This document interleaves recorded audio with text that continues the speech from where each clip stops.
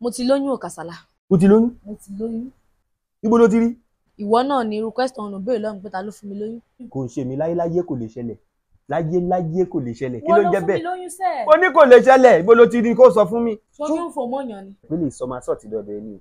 Ìwọ náà ló fún mi lóyún. Kò lè jẹ mi sẹ́mu ń tòótọ́ fún mi pé kò lè jẹ mi. Mo ní ìwọ ló fún mi lóyún. Máwọn ẹni mi dókítà ti sọ fún mi pé ọjọ́ tí mo gba ìpè ránṣẹ́ tó mọ̀ pé mo sick. Ọjọ́ yẹn dókítà dẹ̀ fi test mi, wọ́n test ẹ̀jẹ̀ mi, test fún mi àti ẹ̀dọ̀ mi àti fùfú mi gbogbo ẹ̀ náà sọ fún mi. Wọ́n ní àtọ̀ mi ò lè dánmọ́ mọ́. Ibi tó ti lóyún ni kó sọ fún mi kó jẹ́ ká tètè bẹ́ẹ̀ wá bẹ̀ lọ. Òótọ́ ni mò ń sọ fún ẹ kó jẹ́ ká wá bẹ̀ lọ. Màá béè lọ Wàsíù. Kó bè lọ Wàsíù. Ṣé mo dárúkọ Wàsíù sí ni? Rárá o dárúkọ Wàsíù. Ìfẹ́ kọ mention Wàsíù ni. Obìnrin. Mo dárúkọ Wàsíù. Wàsíù ló lọ́mọ àbí? Màá wá bí màá ṣe ṣẹ́ṣá. Kó yá wa ni o. Kó yá wa ni kó tó di pé late because èmi ò ní gbọ́ mọ́ o. Ṣé kí èèyàn wá ìṣe? Máa plan ní mi ọmọ àlè báyìí. Ṣé o ti wá fẹ́ máa lọ báyìí? Mo ti ń lọ. Ẹ jẹ́ ká ṣe sí. Orí ẹ̀ yí. Ìwọ táàtọ̀ ò lè dánmọ́. Kò fẹ́ máa waste resources ṣá. Kí ni mo fẹ́ ṣe? Pé ká kọ̀ mọ̀ kó bí sẹ́ẹ̀sì iṣẹ́ mọ̀ pé téèyàn bí gymnastic náà bẹ́ẹ̀ náà ló ṣe téèyàn bá ń bẹ̀rẹ̀ sí ẹ̀nà àkọ́dà bẹ́ẹ̀ ni pé bẹ́ẹ̀ kéèyàn ṣe gymnastic ó mọ̀ pé ó dáa kéèyàn máa stretch body gbogbo ẹ̀yìn everything àwọn òǹpa. Very well. O fẹ́ top lérí ẹ̀. Ẹni àwọn. Ó wà okay. Ilé mi ni mo fún ẹ lóúnjẹ ilé mi ló ń gbé náà.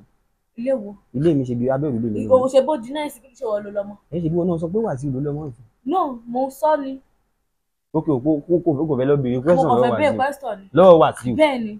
Ó kò fẹ́ lọ béèrè question lọ́wọ́ Mo Wàsíù. fẹ́ lọ béèrè question lọ́wọ́ Wàsíù. Kí ló rò débẹ̀ kó yẹ kó fi mú ẹ béèrè question lọ́wọ́ Wàsíù. Mo ní kì í yẹn kó má wọ́ọ̀rì máa wá láti ṣe sí fúnra mi. Ẹ bẹ̀rù obìnrin o. Ẹ̀yin fáǹsì mi ṣé kí n gbọ́ ọmọ yìí?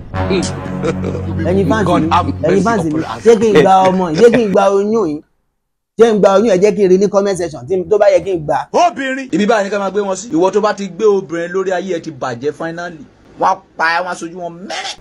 Guys, subscribe to our YouTube channel and follow us on Facebook. Like, comment and share. I love you. Make sure you do because we are giving the best. Try, comment, share, like, and what? Watch. And follow. Watch. We love you. Mo fẹ́ ká jọ máa yan gidi ara wa.